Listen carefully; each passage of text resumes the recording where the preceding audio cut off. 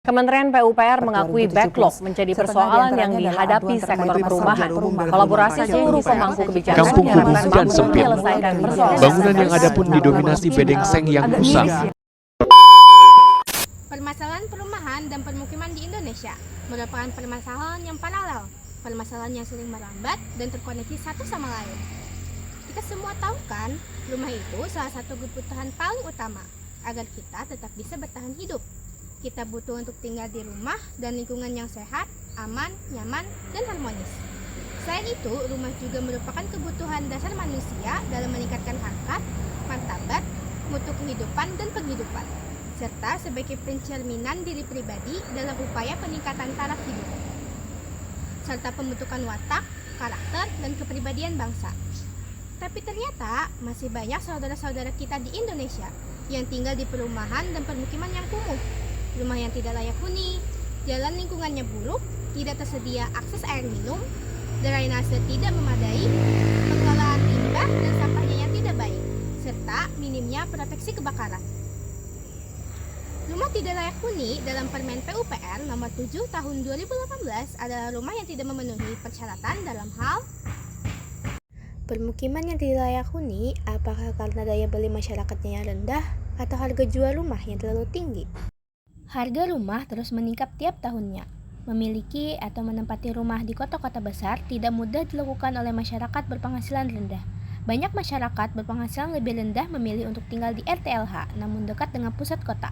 Pusat kota terus menjadi magnet urbanisasi karena dinilai memiliki peluang kerja yang lebih baik. Hal inilah yang menjadi penyebab terjadinya kepadatan dan semakin banyak permukiman kumuh di perkotaan. Untuk itulah diperlukan RP3KP atau Pedoman Penyusunan, Rencana Pembangunan dan Pengembangan Perumahan dan Kawasan Permukiman Daerah Provinsi dan Daerah Kabupaten atau Kota. RP3KP merupakan acuan operasional bagi seluruh pemangku kepentingan di bidang pembangunan perumahan dan kawasan permukiman. Adanya RP3KP dapat mendukung pengembangan perumahan dan kawasan permukiman yang terpadu, berkelanjutan, dan sesuai dengan rencana tata ruang wilayah, mendukung penyediaan perumahan yang terjangkau dan layak huni, serta penyebaran penduduk yang proporsional. RP3KP dapat menyelesaikan masalah backlog, rumah tidak layak huni, PKP kumuh dan liar, serta sarana, prasarana, dan utilitas umum. RP3KP juga menjawab tantangan penyediaan lahan, kepastian bermukim, dan hunian berimbang. Melalui program peningkatan kualitas perumahan dan permukiman, bekerja sama dengan pemerintah daerah melakukan pemugaran, perbaikan, peremajaan, pemukiman kembali, pengelolaan, dan pemeliharaan prasarana sarana dan utilitas umum agar berubah menjadi lebih baik. Kalau kita semua memiliki tempat tinggal yang baik, dengan sendirinya kita akan memberikan pengaruh terhadap meningkatnya taraf ekonomi dan sosial kita, sehingga nantinya kehidupan seluruh masyarakat Indonesia dapat lebih makmur dan sejahtera. Sebelum video ini berakhir, saya akan menjelaskan gimana sih kriteria rumah ideal. Rumah ideal adalah rumah yang dipenuhi dengan nilai positif dan segala hal yang kita kehendaki. Rumah dengan luas ideal tertentu akan terasa nyaman sekaligus bisa memudahkan setiap aktivitas kita.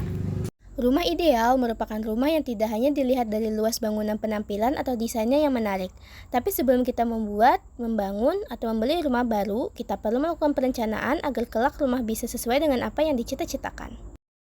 Yang pertama, ukuran hunian yang sesuai. Yang kedua, struktur bangunan yang kokoh dan kuat. Yang ketiga, kondisi rumah yang bersih, rapi, dan indah. Yang keempat, sirkulasi udara dan pencahayaannya yang baik.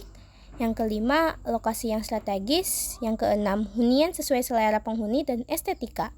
Yang ketujuh, bangunannya murah. Dan yang terakhir, ciptakan lingkungan yang menyenangkan.